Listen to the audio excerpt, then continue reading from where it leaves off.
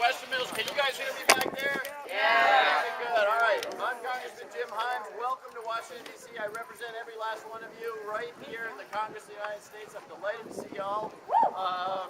Hope you're having a good trip. I'm so excited to be able to talk to you for a little while. And you're here at a sort of interesting moment. I'll explain why in a second. But as I said, I was just talking to some of the folks up here. I, too, live in Greenwich. I live on the other side of town for most of you, though. I'm on the Coscott side of Greenwich. But my daughters are in the school system. Some of you may know them. One is to high school. You guys are all going to high school there. Her name's Emma Himes. She's 11. I know her. I know her. You know her? Okay. All right. Well, anyway, you guys still hear me back there? Yeah. Okay. I want to welcome you here to the Capitol of the United States. You're sitting on the steps of the House of Representatives. So let me orient you to where you are right here. You're on the Capitol, right across the street. Over there, that beautiful building is the Library of Congress. Through the trees there, you can see another branch of government. This, of course, being the legislative branch. That is the Supreme Court of Justice. Oh, you guys are killing me. What is Congress. that is the Supreme Court of the United States. The Supreme Court of the United States. Thanks, Mr. Jones. Can you guys? All right. I promise Q&A until the Q&A. I get to do the talking. Otherwise, I'm going to lose my voice. You guys still hear me back there? Yeah. All right. So, but this is the Capitol, right? And I want to just give you a little bit of an orientation. The Capitol of the United States has been here since about 1807, 1808. Prior to being in Washington, D.C., the Capitol of the United States was where? New York. All right. Partial credit. We were in Philly.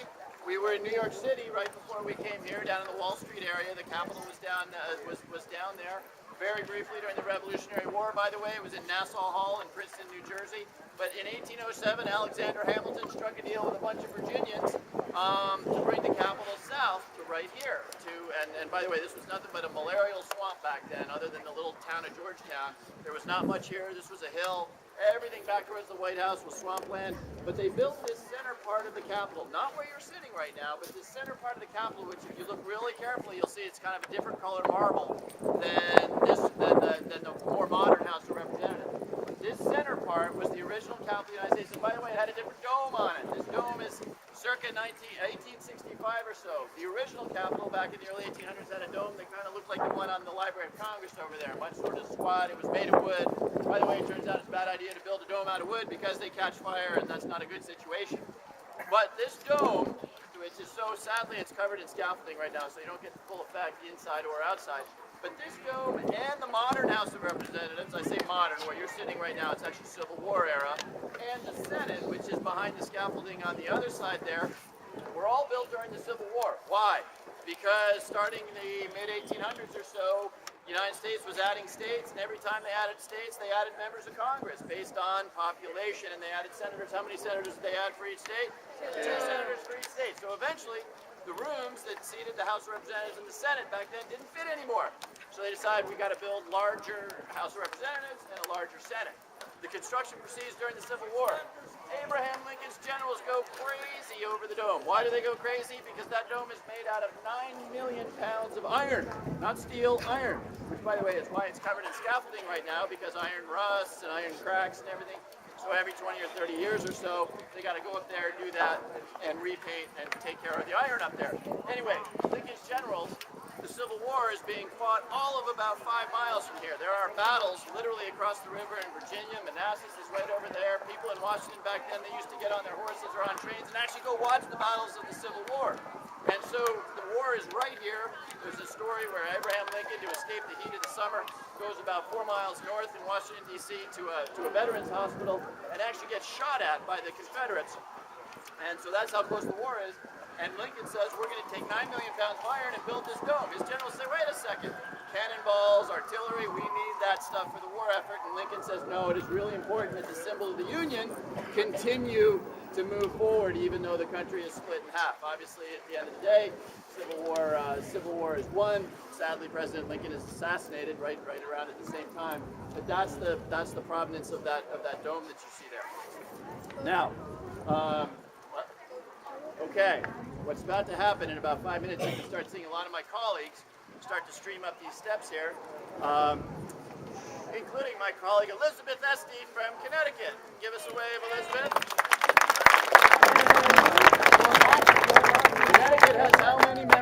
Congress. This is pretty advanced. How many? 6.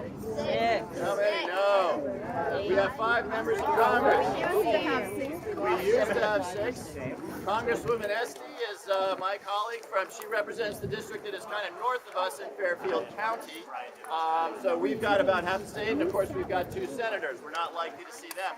But we're voting right now, so you're about to see a whole bunch of members of Congress run up these steps, and we're going to go into the room that is through that door. And the way we vote, we've all been given these little electronic key cards. We stick these cards in a little computer box that is scattered throughout the chamber. Press a green button for yes and a red button for no, and that's how we vote. Vote on bills. You're here at an interesting moment because we're actually voting on a bill, unusually, that has been negotiated over a long period of time, that is actually going to become law. It has to do with the regulation of toxic chemicals, but it's bipartisan and it's going to pass. It doesn't happen very often.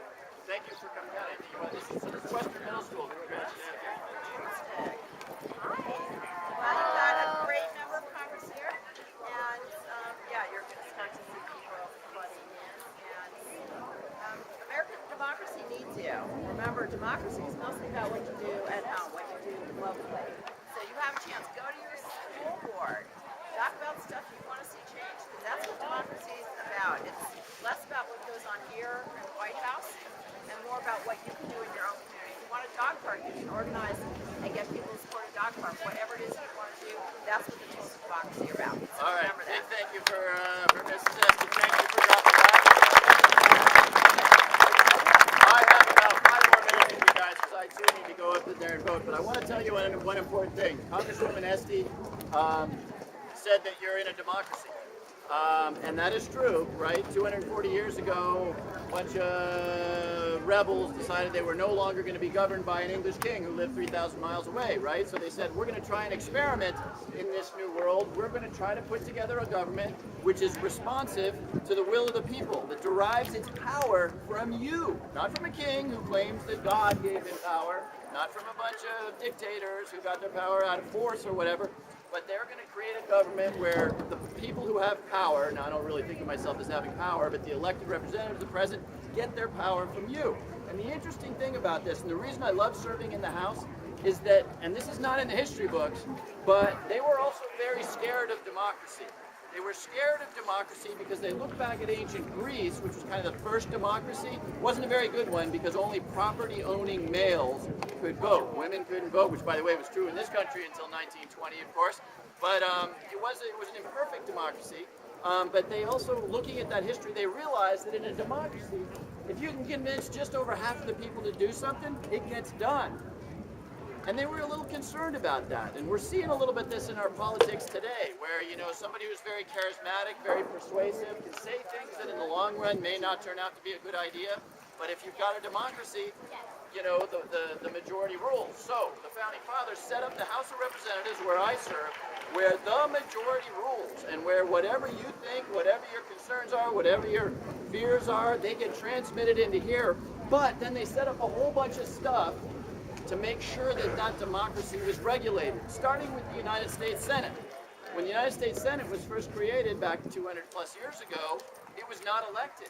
It was actually appointed by governors and state legislatures. So you had a little bit of a balance on the directly elected House of Representatives. And then, of course, we talked earlier about the Supreme Court. Those are 9 people over there in black robes whose job is to ignore the will of the people. Their job is to, if all of a sudden a majority of Americans decide, for example, that we're at war with radical Islam, so we don't want people to build a mosque somewhere, those people over there will say, sorry, it doesn't matter if a majority wants that. We have a First Amendment to our Constitution which says that you have freedom of religion. So unelected, serving for life people over there with just as much power as this institution. And then, of course, the third branch, the President of the United States, is elected by whom? People. The President of the United States is elected by something called the Electoral College, right? I heard somebody say it. But again, it's a little bit obscure, but the point was, yes, we live in a democracy, but it's a regulated democracy. The Founding Fathers put in place all these mechanisms to kind of guide and carefully steward the will of the people. Now, I'm really psyched that I get to serve in the part of the government that is most about the will of the people. So, I'm going to have to go in about 5 minutes or so. You can start to see my colleagues.